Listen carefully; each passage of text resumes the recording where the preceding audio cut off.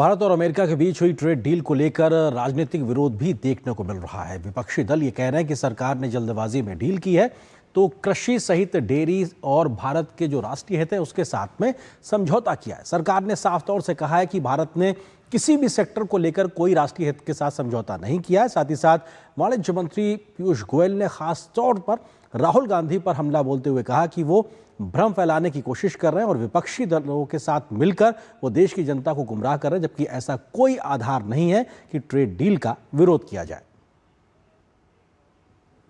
Bharat America trade deal मामले की गूंज संसद के बाहर और संसद के अंदर दोनों जगह सुनाई पड़ रही है।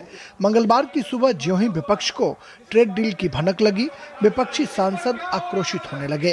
राज्यसभा में कांग्रेस समेत विपक्षी सांसदों ने भारत अमेरिका व्यापार समझौते का मुद्दा उठाया।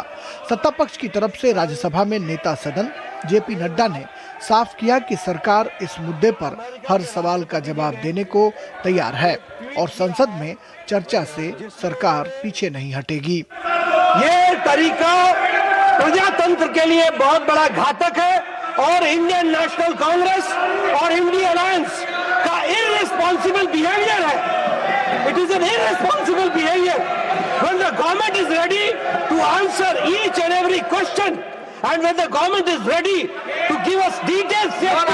संसद में भारत अमेरिका व्यापार समझौते पर सरकार को बीजेपी और एनडीए की सहयोगी दलों का भी समर्थन मिल रहा है। जब नेता मजबूत होते हैं तो देश कैसे आगे बढ़ता है और इससे अपार संभावनाएं खुलेंगी। Bharat made in India goods का बहुत अधिक दुनिया में सम्मान बढ़ेगा। सरकार की बहुत बड़ी उपलब्धि है, ये भी मतलब उन्होंने बताया है और इसीलिए पूरा देश देख रहा है कि ये ट्रेड डील से अपने देश का बहुत बड़ा फायदा होने वाला है और देश की इकोनॉमी जो 4 नंबर पर है वो 3 नंबर पर जाने के लिए भी इस ट्रेड डील का अच्छा उपयोग हो सकता है। लेकिन इस मुद्दे पर कांग्रेस का रुख बेहद आक्रामक है। कांग्रेस का तर्क है कि इस डील की खबर देश को अमेरिका से पता नहीं चलना चाहिए था, बल्कि भारत सरकार को बताना चाहिए था। कांग्रेस नेता अभिषेक मनु सिंघवी ने कहा कि संसद का सत्र चल रहा है, ऐसे में सरकार को बाकायदा संसद में ट्रेड डील की जानकारी देनी थी।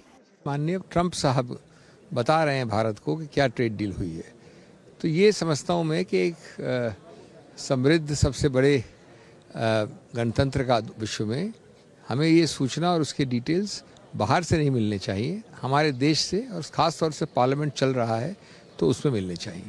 विपक्ष के आरोपों को खारिज करते हुए भारत सरकार ने एक तरफ जहां राहुल गांधी पर करारा हमला बोला, वहीं ट्रेड डील को भारत के लिए ऐतिहासिक बताया। मैं घोर निंदा करता हूं राहुल गांधी जी की। झूठ और फरेब के नाम पे वो लोगों को गुमराह करना चाहते हैं। उनको देश की तरक्की से कोई लेना देना नहीं। देश आगे बढ़ रहा है, विश्व की सबसे तेज गति से बढ़ने वाली अर्थव्यवस्था बना है।